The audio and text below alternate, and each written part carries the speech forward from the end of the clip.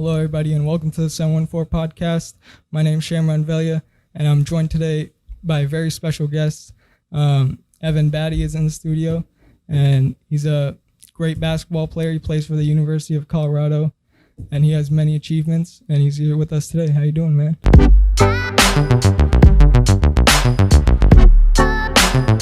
I'm doing well. Good. Doing well. Yeah.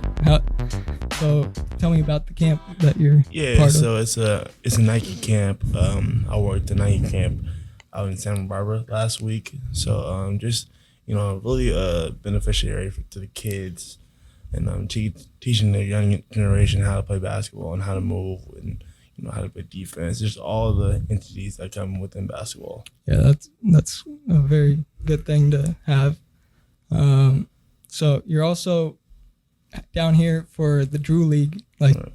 How's that? It's good. I got a little taste of it last year, and got some experience under my belt. So it's not particularly new, but it's my second year in it. So I'm looking to put up some big numbers, in the weeks to come, and really lead my team going into playoffs. Okay. So when's your next game? My next game is Saturday at 4. I think. Okay. And that's the Drew League is basically like a league only during the summer. Yeah, it's a summer league, it's a summer program basically.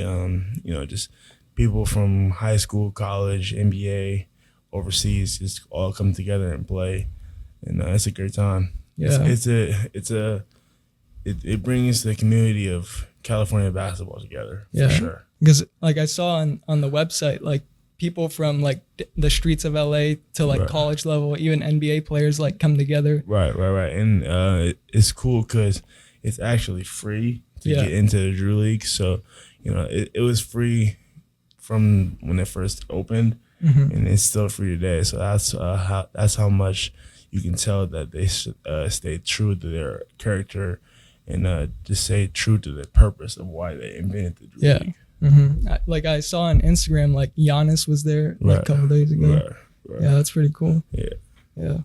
And that's played at a high school gym, I believe. That's played at King Drew High School. Okay, that's pretty cool. Yeah. So let's talk about the NBA. Okay. I know you're in tune with the NBA. You keep up to date. Right. So what do you think about the Lakers? I know you're a Lakers fan. Right. I'm an avid Lakers fan. I think that bringing AD here to LA gives us the opportunity to be a competitor right now.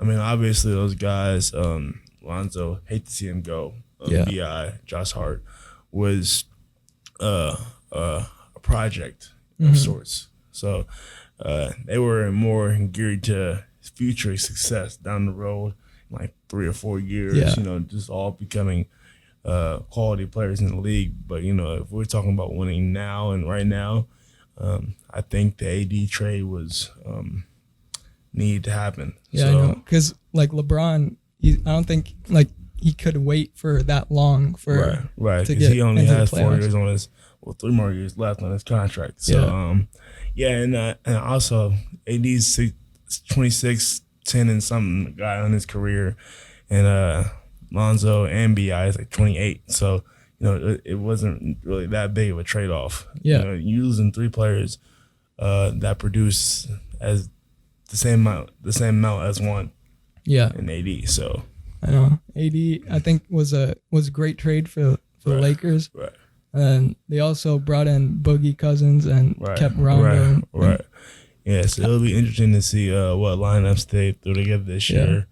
What do you think their chances are at winning this upcoming year? I think their chances are good, actually, because the talk is in the past that LeBron's teams weren't really deep. Now he has a deep team. Yeah. Now he has dudes that can defend, that can post up, that can run, that can shoot. So that can even play make in Rondo off the ball when LeBron's not in the game. So that's huge for us to get all these playmakers, shooters, defenders. It all seems like the right fit. Last year we had a team full of playmakers. I mean, Rondo's a playmaker, Lance is a playmaker, Bi, Rondo. So Yeah, it's so many playmakers around LeBron, who's the ultimate playmaker. Yeah. Is not gonna work as frequently as you want it to. Yeah, so because I think LeBron has to, conserve his energy throughout the regular season. So he's obviously gonna have, low management. So he's not gonna play every night, and that's the night where Boogie can step up and get 20, and Q's can step up and get 18, 20. And nice that AD and LeBron don't play. I only anticipate there's gonna be like a few of those nights, but if they do not play on the same night, you still have a solid, Avery Bradley, Rondo, Danny Green, Kuz, and Boogie. Yeah, I know. That's still a great team. That's still a good lineup. Yeah, I know. That can get you through some of the worst teams in the league. Yeah. So. And staying in LA, like, what do you think about the Clippers now? Like that Kawhi joined? Well, first of all, the Clippers will always be little brother to the Lakers. I mean, they just run in the Staples Center. They don't. I know. So any true LA fan, if you say LA, you mean the Lakers. So any true Lakers fan feels like that, because this is our town. But no, I'm happy for the Clippers. Because if they went to the finals, I would still root for my city. So that's a big time play for them to get Kawhi and Paul George, and shout out to what's his name? Oh, the logo for Jerry West. Jerry West and Steve Ballmer for putting in those trades and really figuring out how to get PG out of there. I mean, because that came out of nowhere, to be honest. Like, nobody was expecting, like, Kawhi and Paul George. Right, because Paul George isn't a free agent. Yeah. We talk about free agents all the time, but Paul George is not a free agent. So, to get him out of a contract where he has 3 years left and still get him to come to LA is a testimony to how good Kawhi is on his part. So, and as we know, Kawhi just won a championship with Toronto. Right. Nobody has ever won with the team and then left. Right. What are your reactions? I think that Kawhi knows that he got some breaks along the way. And so, he had a break in Philly when Joel was hurt and sick and hurt and sick. Yeah. For that series, and then obviously the Warriors. You don't have KD the whole time, except for 12 minutes when he scored 12 points. So, and then you lost Clay for 1.5 games. So, you just really have to guard Steph at that point. And, you don't have to guard Draymond as much as Steph and other role players as much as Steph. So, and the Raptors are extremely good. Yeah. They're not a super team, but they have a lot of quality players. I mean, you have a defensive player of the year in Marc Gasol, 5-time, 6-time All-Star in Kyle Lowry. Derrick Green is a good defender, good shooter. Pascal Siakam, most improved, future All-Star. So you have quality players. So I think without KD, the Raptors were the favorites. Kawhi? What? No, I think without KD on the Warriors, the Raptors were the favorites to win that series. Especially when Clay went out, it's obviously the favorites. So I think that he realized that I'm not gonna win again next year because I don't think that my opponents are gonna be injured like they were this year. So I mean, now that KD is on Brooklyn too, that changes kind of the landscape, from the Warriors, going to the finals 5 times in a row to now. Right. It's honestly most more of a dynamic duo league now, and I would still argue that the Warriors have a perfect kind of structure to their program. So they kept Clay and Steph is still there. So right, and Draymond is the huge backbone to that team. So I mean, that's really the core that led them to a 73-9. Yeah. Record. So, when you add in D'Angelo to that team and Willie Cauley-Stein, all those players they got, I mean, you're looking at a team who knows how to win, who knows how to defend at a high level. So, I think people are counting them out right now, but they shouldn't. And I think that if Clay comes back, maybe 90 or 85% next year, they have a good shot at winning the title, or at least making a run for the finals, playoffs. Right. So I think that they can take the Lakers or the Clippers to the maximum. Yeah. I mean, they're still a great team at the core. Right. And so, yeah. Right. It'll be interesting to see how Brooklyn does this year, though, because KD's hurt. Yeah. So and they traded D'Angelo Russell, right? Right. So it's obviously going to be mostly on Kyrie's shoulders. Spencer Dinwiddie, he went to my school at Colorado. Yeah. He's really good, and he's improved a lot. So I'm expecting big things out of him, not just because he's a CU Boulder alumni, just because he's a good player. So yeah, it's gonna be interesting. Yeah. And so, how about the Houston Rockets Russell Westbrook trade? What do you feel about that? I feel like it's hit or miss with them. So, obviously they played together in the past, but they have both won MVPs in this league. So they're not the same player they were when they were playing together in OKC. So when you're talking about offensively, they have the highest usage rates in the league for the last 4 years, I think. They've switched off between 1-2 and 2-1, 1-2. Yeah. So, last year, James was about 41% use rate, and Russ was 33%. So, that's almost, you almost need two balls for that offense. Yeah, I know. So, more like they both want the ball like basically all the time. Right. And so right. So, because James often dribbles it until 2 seconds are left on the shot clock, and then kicks it to a shooter with 1 second to shoot. Yeah. I think that's the problem with what happened to James Harden and Chris Paul. Right. And I just can't see them playing the same way, because if they play through James like that and Russ is spotting up in the corner, Russ is shooting 29% from the three, and they're taking 10 shots a game, like 10 threes a game. That's not really beneficial to your team, to your success offensively. So that's like 2.9 made shots a game out of 10. So not really good. So it's just the efficiency of those shots is not good.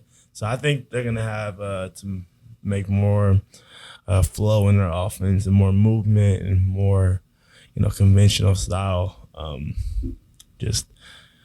conventional style offense, because you can't just dribble the ball, ISO it at the top. Yeah, even like year. I think Kobe Bryant said this, like that James Harden won't win a championship playing that kind of way. Because if you have a player that if your best player, I'm not saying James Harden is inefficient whatsoever, but if your best player is somewhat inefficient and somewhat a ball hog, so to speak, then you have to be really good defensively. Because if your best player is inefficient, I don't know what the other people are, because they're probably going to be inefficient as well. Yeah.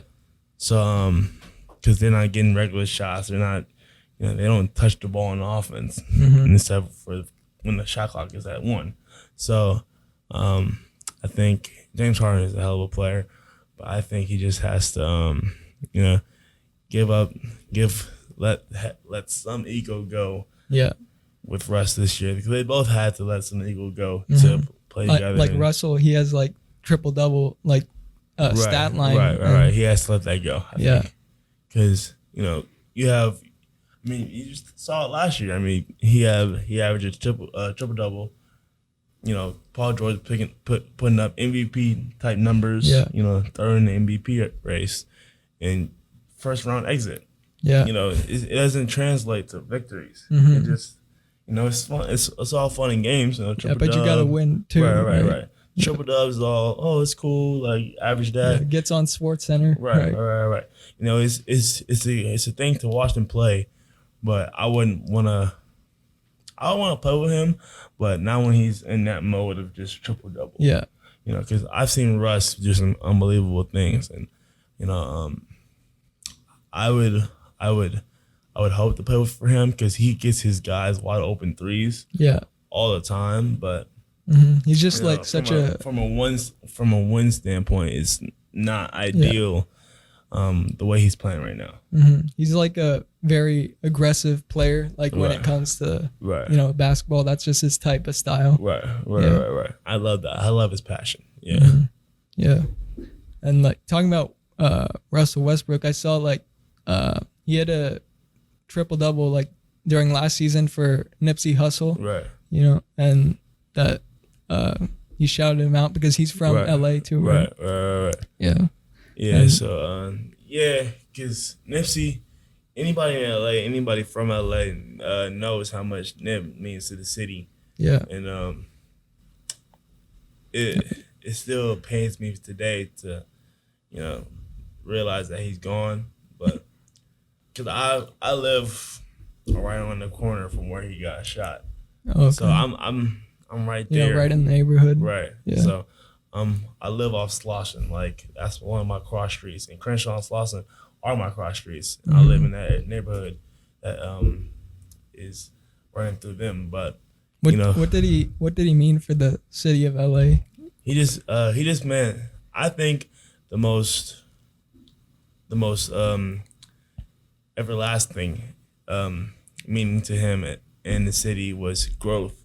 Because he came from, he has to fight on the streets, and he has to do some things that he not proud of to this day, and he really got himself out of that and mentored the young towards growth, built his own store, and to really publicize that, publicize that message.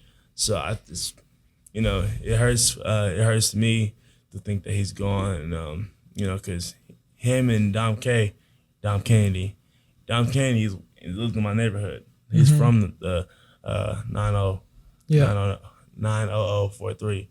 So we know a little bit about that pain. It's honestly when you see like the marathon continues. Yeah, it's like it's a real thing in LA because like it's a grind. Like everybody represents that. Right. So Nipsey's music put us on that grind. Like